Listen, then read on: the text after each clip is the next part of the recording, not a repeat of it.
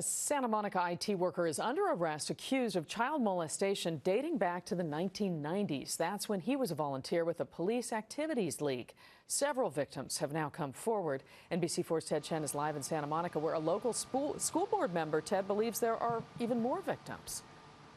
Well, Carolyn, first, the city of Santa Monica isn't doing any interviews on this, but yes, a local school board member and someone who is a youth director says what was happening here was known for years and years, in particular in this neighborhood in Santa Monica, and yet nothing was done about it.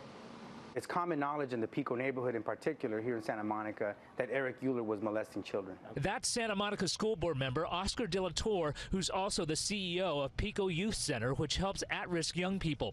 He told me he's spoken to several of the alleged victims of Eric Euler, a city technology analyst who was arrested yesterday. He was acting like he was a police officer. He would wear a badge, he would have handcuffs, he would have a radio. The victims told investigators it happened in the 1990s when Euler was a volunteer at the Police Activities League, which sponsors after-school programs. They were 14 and 15 years old at the time. He used his position to coerce children, to threaten children, to extract sexual favors from them. De La Torre says the city knew or should have known years before an anonymous tip came in this past summer. The city issued this statement, quote, "We are deeply disturbed by the allegations that led to the arrest of Eric Euler, a city employee working in the Information Services Department. The city will continue to take all steps to ensure the health, safety, and well-being of youth enrolled in city-sponsored programs." You have families impacted by this. You have children right now whose fathers have been impacted.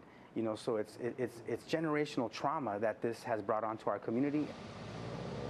Now, later, the city wrote to me said it is investigating the allegations that it knew or should have known and has hired an outside counsel. Reporting live from Santa Monica, Ted Chen, NBC4 News. Back to you in Universal City.